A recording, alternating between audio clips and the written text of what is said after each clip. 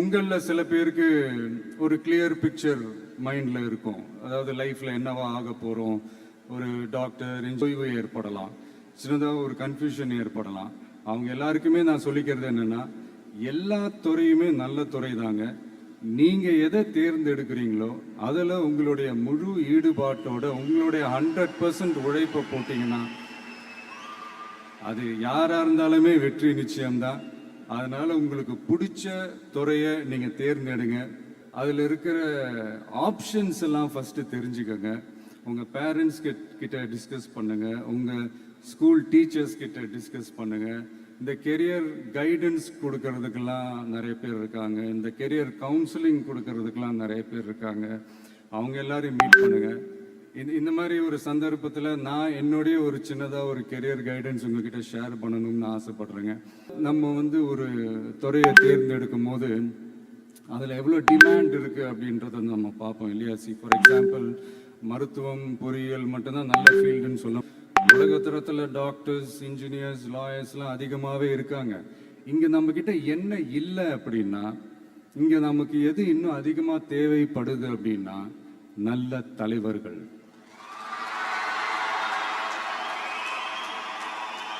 நான் தலைவர்கள்னு சொன்னது வெறும் அரசியல் ரீதியாக மட்டும் சொல்லலை. இப்போ நீங்கள் ஒரு துறைக்கு போகிறீங்க, அதில் நீங்கள் சிறந்து விளங்குனீங்கன்னா அந்த ஒரு தலைமை இடத்துக்கு உங்களால் ஈஸியாக வர முடியும். அதைத்தான் நான் சொன்னேன், இன்னும் நமக்கு நிறைய தலைவர்கள் தேவைப்படுறாங்க அப்படின்ட்டு.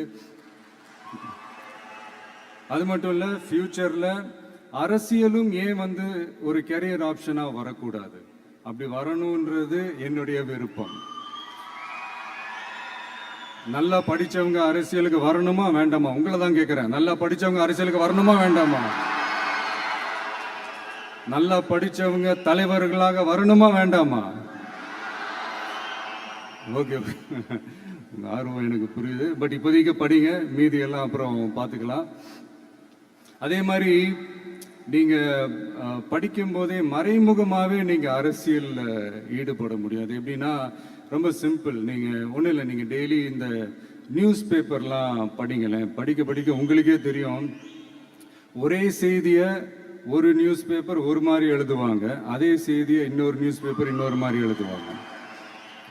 ஒரு செய்தியை ஒரு நியூஸ் பேப்பரில் ஃப்ரண்ட் பேஜில் ஹெட்லைன்ஸில் போடுவாங்க, அதே செய்தியை இன்னொரு நியூஸ் பேப்பரில் கடைசி பக்கத்தில் கூட போட மாட்டாங்க. நீங்கள் நியூஸ் வேறு, ஒப்பீனியன் வேறு, செய்தி வேறு, கருத்து வேறுங்கிறது உங்கள் எல்லாருக்குமே தெரிய வரும். இப்போல்லாம் பார்த்தீங்கன்னா நிறைய இந்த மெயின் ஸ்ட்ரீம் மீடியாவுக்கு ஈக்குவலாக நிறைய இந்த சோஷியல் மீடியா சேனல்ஸ்லாம் இந்த நல்லது கெட்டதுன்னு இந்த ஒப்பீனியன்லாம் க்ரியேட் பண்ணுறாங்கல்ல.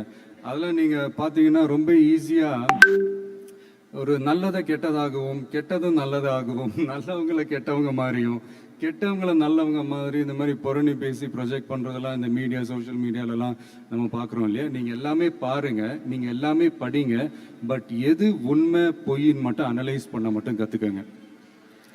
அப்போ தான் இந்த உண்மையிலே நம்ம நாட்டில் என்ன பிரச்சனை, நாட்டோட மக்களுக்கு என்ன பிரச்சனை, இந்த சமூக தீமைகள் பற்றிலாம் உங்களுக்கு தெரிய வரும். அது தெரிஞ்சுக்கிட்டாலே இந்த ஒரு சில அரசியல் கட்சிகள் செய்கிற இந்த பொய்யான பிரச்சாரங்களை எல்லாம் நம்பாமல் எது கரெக்டு, எது தப்பு, எது உண்மை பொய்ன்னு இதை அனலைஸ் பண்ணி பார்த்துட்டு நல்ல தலைவர்களை தேர்ந்தெடுக்கக்கூடிய ஒரு விசாலமான ஒரு உலக பார்வை உங்களால் வளர்த்துக்க முடியும். அது வந்துட்டாலே அதை விட ஒரு சிறந்த அரசியல் வேறு எதுவுமே இருக்க முடியாதுங்க. அதை விட நம்ம நாட்டோட வளர்ச்சிக்கு நீங்கள் செய்ய போகிற அந்த பங்களிப்பு வேறு எதுவுமே இருக்க முடியாது. ஃபைனலாக ஒரே ஒரு சின்ன விஷயம், friendship adds fragrance to life. அதில் எந்த மாற்று கருத்துமே கிடையாது. ஒரு கட்டத்துக்கு அப்புறம் பேரண்ட்ஸுக்கு அடுத்தபடியாக, இன்னும் சொல்லப்போனால் பேரண்ட்ஸை விட அதிகமாக நண்பர்களோட டைம் ஸ்பெண்ட் பண்ணக்கூடிய அந்த ஒரு சூழ்நிலை ஏற்படும். அதனால் நல்ல நண்பர்களை தேர்ந்தெடுங்க. நீங்கள் கேட்கலாம், நட்புன்றது அதுவாக அமையிறது தானே, நாம் எப்படி சூஸ் பண்ண முடியும்னு. அது ஒரு விதத்தில் கரெக்டு தான். அதனால் நான் கொஞ்சம் வேறு மாதிரி சொல்கிறேன். இப்போது உங்களுடைய இந்த நட்பு வட்டாரத்தில் இப்போ ஏதோ ஒரு விஷயம் தப்பாக இருக்குது அப்படின்னா, இப்போது அதில் சில பேர் இந்த தவறான பழக்கங்களில் ஈடுபட்டிருந்தாங்கன்னா முடிஞ்சால் அவங்கள நல்வழிப்படுத்த பாருங்கள். இந்த தவறான பழக்கங்களில் மட்டும் ஈடுபடாதீங்க, ஈடுபடக்கூடாது. நான் முன்னாடியே சொன்ன மாதிரி தான், உங்களோட அடையாளத்தை எக்காரணத்தை கொண்டு இழந்துடாதீங்க. Don't lose your identity at any cost. இது நான் ஏன் இவ்வளோ வலியுறுத்தி சொல்கிறேன்னா, இப்போ ரீசெண்ட் டைமில் நீங்கள் பார்த்தீங்கன்னா நம்ம தமிழ்நாட்டில் இந்த போதை பொருட்களுடைய இந்த பயன்பாடு அதெல்லாம் வந்து முக்கியமாக யங்ஸ்டர்ஸ் மத்தியில் ரொம்பவே அதிகமாயிருச்சு. ஒரு பெற்றோர்ன்ற முறையில், ஒரு அரசியல் இயக்கத்துக்கு தலைவர்ன்ற முறையில் எனக்குமே ரொம்ப அச்சமாக தான் இருக்குது. சொல்லலாம் இப்போ வந்து இந்த போதை பொருட்கள்லாம் இதெல்லாம் கண்ட்ரோல் பண்ணுறது அரசோட கடமை, இதெல்லாம் வந்து யங்ஸ்டர்ஸ் இதிலேருந்து காப்பாற்றுறதெல்லாம் அரசுங்களோட கடமை. இப்போ ஆளும் அரசு அதெல்லாம் தவற விட்டுட்டாங்க அப்படின்றத பற்றிலாம் நான் இங்கே பேச வரல. அதுக்கான மேடையும் இது இல்லை. நான் என்ன சொல்ல வரேன்னா, சில நேரத்தில் அரசாங்கத்தை விட நம்ம லைஃப்பை நம்ம தான் பார்த்துக்கணும், நம்மளுடைய சேஃப்டியை நம்ம தான் பார்த்துக்கணும். ஸோ உங்களுடைய செல்ஃப் கண்ட்ரோல், உங்களுடைய செல்ஃப் டிசிப்ளின் அது மட்டுமே வளர்த்துக்கோங்க. Say no to temporary pleasures, say no to drugs. எனக்காக இது ஒரே ஒரு வாட்டி ரிப்பீட் பண்ணுறீங்களா? Say no to temporary pleasures, say no to drugs. No, ஒரே ஒரு வாட்டி please. Say no to temporary pleasures. Say no to drugs. Thank you. இந்த உறுதிமொழியை நீங்கள் எல்லாரும் எடுக்கணும்ட்டு நான் ரொம்ப தாழ்மையுடன் கேட்டுக்கிறேன். மற்றபடி வேற ஒன்றும் இல்லை.